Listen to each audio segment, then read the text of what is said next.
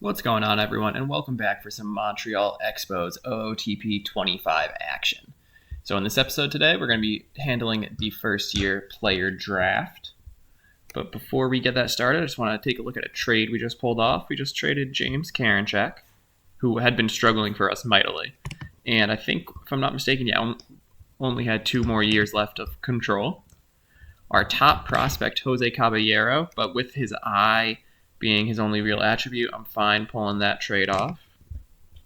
And then Orlando Arcia, who once again, I love. You guys heard me talk about him in some earlier episodes, but unfortunately, he wasn't playing well for us. In return, we got 31-year-old Adolis Garcia, who has 2 or 3 years of control left, depending on how that service ends up. But he's an elite defender. He's killing the ball right now this season, and he provides some power. I think overall that's a win for us just by getting him, but we were also able to add in a couple of former top picks in Jack Leiter, who will probably be in our rotation next year, and Kamar Rocker, who once again could very well be in our rotation next year. So that's exciting. I'm happy to add those guys. So we're going to come back over. We're just going to take a look at what the game is saying the top 10 prospects are. So as you can see, Charlie Condon, out of Georgia, I believe. Ethan Puig, Bryce Renier, William Schmidt. William Schmidt looks like he has a potential ace written all over him. Aiden Harris out of third base, big kid, should have some pop. James Tibbs. James Tibbs is out of Florida State. James Tibbs just had a 2-home run game against the University of Connecticut, I believe, in the College World Series. Anderson French, Connor Griffin, PJ Morlando, and JJ Weatherholt out of West Virginia. Without further ado, I do believe that we pick first here. So let's get started. Let's start the draft. So while I don't know exactly who I am going to take, I have it down to 2 or 3 players. So my personal thinking, I very much hate taking high school kids in the first round. I feel like they rarely ever develop for me. I feel like more often than not, you're getting a bust if you take a high school kid in the first, whereas a high school kid in the third or fourth with a little bit of that talent randomness, you might get, an all-star. So here, right now, we're going to take a look at Caglione. Caglione, I would love to add the power and the two-way ability because he does have some pitching potential. But I just don't think that he is number 1 overall material. Going to take a look at Peyton Stovall. Peyton Stovall, once again, if he had better power, he'd be in the running, but his defense is also something that's going to hold him back. Take a look at Weatherholt. Weatherholt's got the versatility. He's got the bat. Once again, it's just the power. I don't want to use the number 1 overall pick on a guy who I'm not sure can turn into an all-star without a little luck. So there's one player who I haven't shown yet, who I think everyone that sees this is probably expecting to go number 1 in real life, and that's Charlie Condon. Charlie Condon out of Georgia. He's crushing it. I think he broke the modern NCAA record, or maybe just the whole NCAA record for single-season home runs, and he's still going because they're still kicking. So without further ado, number 1 overall pick, Charlie Condon.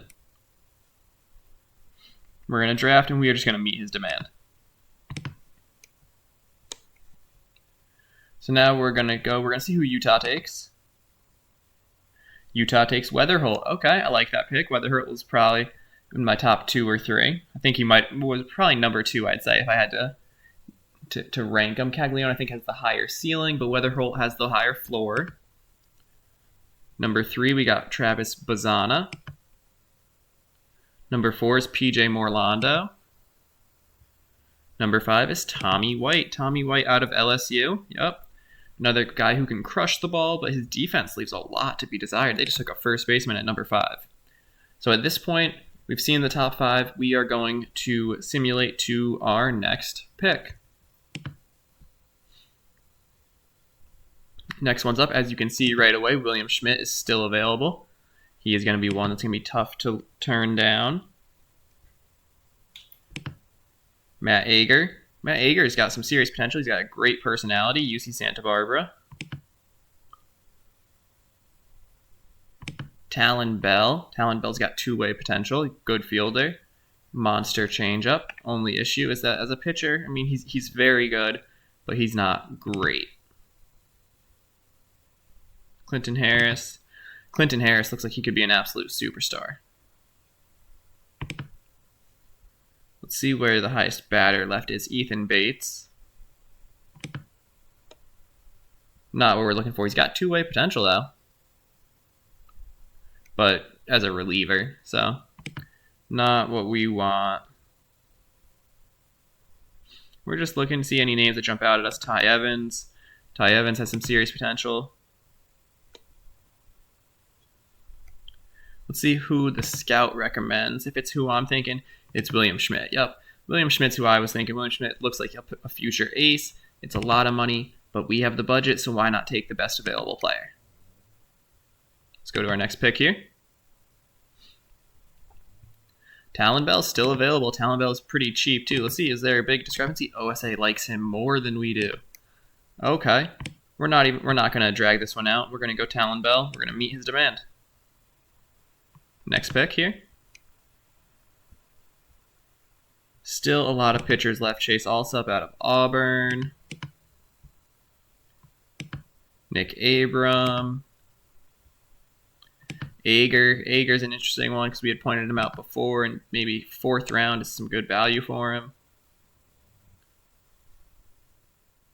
Ty Evans still available. Sam Garcia, Austin Green, Sir Jameson. That's awesome. We're going to go with another pitcher. I'm thinking Ager, but Alsop's also one that is interesting to me. Ethan Bagwell is pretty interesting. We're gonna go Ager because he has the rocking potential, or the rocking personality. Let's go to our next pick, 5th round here. Alsop's available. That's gonna be a tough one. Let's take a look at some of these catchers. Not great defensively. I like my catchers to be defensive stars. I like my shortstops to be defensive stars, and I like my center fielders to be defensive stars. Curiel's got the defense. Levi Clark. Ooh, Levi Clark. We're going to go with Levi Clark. Unless Conte blows me away. Conte is pretty good, but we're going to go Levi Clark. And then we're going to hope that Curiel is still there on the next pick. He's not, but Ty Evans is. We're going to go Ty Evans, not even going to look elsewhere.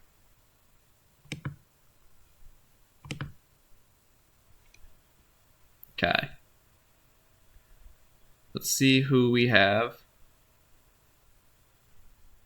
Bo Walker, Owen Washburn. Let's see who the scout wants. Grant Knipp, a catcher out of college. He has some pitching ability, not what we want. Especially when we just took one. We're starting to get into that range where you're kind of hoping for a little bit of potential increase or something along those lines to make the batter a little bit, or the player a little bit more viable. We're going to go Nick Abram. Nick Abram's a solid pitcher.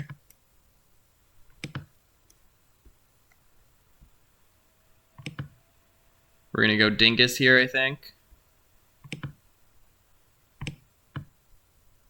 Matthew Champion's staring me down. Matthew Champion's a guy who I had success with in OOTP, I think last year. Oh, and he's gone. I think it was last year. Had some real success with him. Ended up being a mainstay in my MLB rotation, which is something I really appreciate, especially from guys taken in later rounds.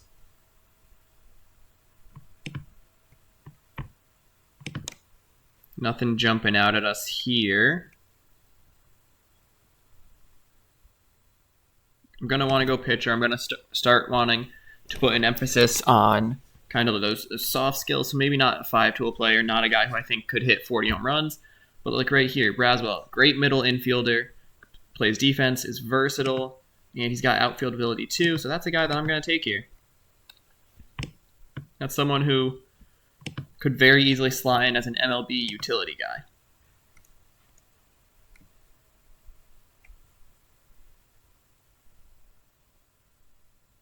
Let's take a look here. Let's look at Let's look at Chris Cortez. Chris Cortez has some ability. The potential's low, though. Horrible personality, and that's what's going to do him in. That's what's going to cause us to not take him. Kie's got power. We're going to go with this. We're going to hope for a little Hawaiian action here. So what round are we at? We're at round 12. So we're going to start having a little fun. Let's sort. Let's go by individual ratings here. Batting potential. We'll go with a batter here. Contact. Nolan Belcher. Let's go Nolan Belcher. He might want a lot of money, but if he doesn't, it's a pretty good prospect.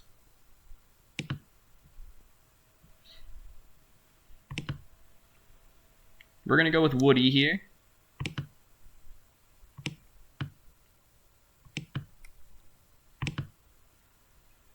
Sort by power.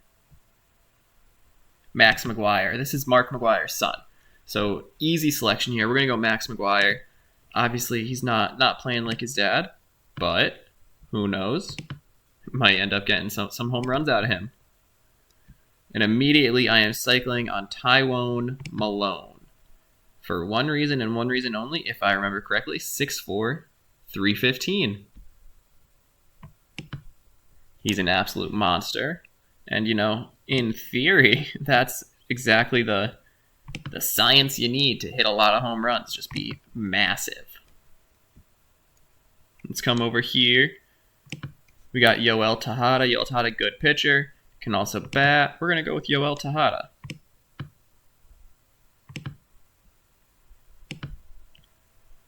We got round 17 here.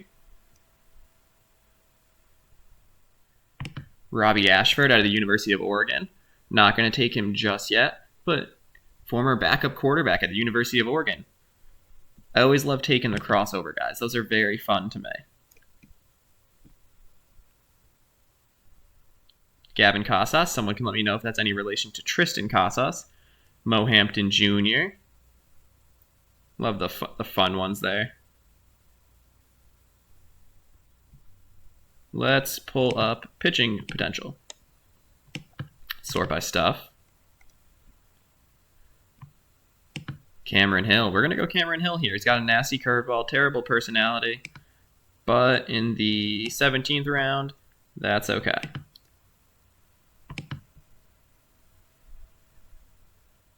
We're going to sort by control now.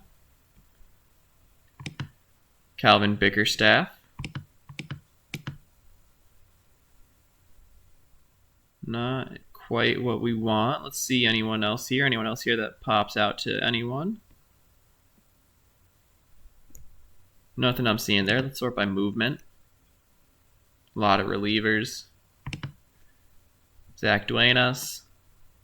We're going to go with Duenas.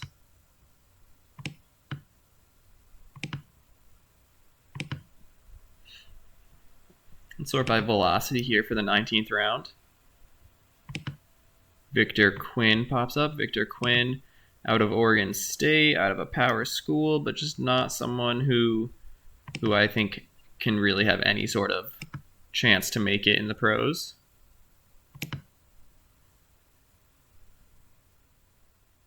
Let's see what we got going on for names. Rocco. Rocco's got gap power, decent contact, plays first base. We're going to take Rocco. Rocco with a K. That's something that we love. That is fun. And then for our last pick here, we are going to look at speed. We're going to see anyone that pops out. When you sort by speed, a lot of times that's when you can start finding the Robbie Ashfords, some of the sport crossovers in previous games. You could find John Reese Plumlee, Jerrion Ely. So that's what I'm looking for here is just if we can find fun name, potentially from another sport, someone that we recognize. But I'm not having much luck here. Corey Morton. Not a crossover, but a name that I recognize. Let's go up. Let's take a look at Corey Morton. What is he looking like? He is looking terrible. Sorry, Corey Morton. We are not going to be taking you. Might bring him in as a free agent, though.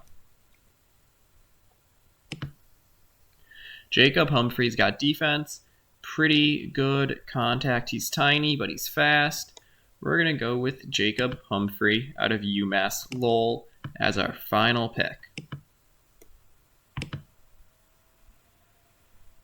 Perfect. There we go. That is our draft class. Let's come on over here just so everyone can take a look. I'll scroll through the full first round or so, just so if you want to pause, you can take a look. You can see who went where. So here's the first round. Braden Montgomery went 12th overall. Just broke his ankle in real life, I believe. But honestly, Montgomery, if we were picking in that 6 to 8 range, he would have been a real potential pick. Monster defense, has power. Caglione went 10th. Big Caglione fan. Vance Honeycutt. Vance Honeycutt is having a killer College World Series right now. If he had better contact, Vance Honeycutt would be a clear-cut first-round pick. Gold Glove, all-time level defense in the outfield. Has a good eye, has good power, but just doesn't have the contact you're looking for here. Chase Burns, Caitlin Culpepper. James Tibbs went 20th. Puig goes 29th. Supplemental first. We see Will Taylor. Will Taylor out of Clemson. Current Clemson running back, maybe? Will Taylor? I think he was a running back for them. South Scene. Brody Becht. Brody Becht used to play another sport. We got Thatcher Hurd. That's a name I recognize. Talon Bell to us. Lunsford Shankman. David Hogg was a top 10 pick in previous OOTPs last year, I think. Slade Caldwell. Aiden Harris. We'll stop at the 5th round here, but I'm just going slow so that anyone can look to see some guys who went. We took Levi Clark. You got Rodney Green, Peyton Green, Tanner Witt, Blake Burke, Peyton Toll, and Deuce Gorson. And then Braden Krenzel to end the 5th round. So we will stop it there. That is the rookie draft. We'll be checking in next time. We might check in at the trade deadline, but we might just go through August. Season's looking like a wash. Might just try to sell everyone. But I'll see you guys next time.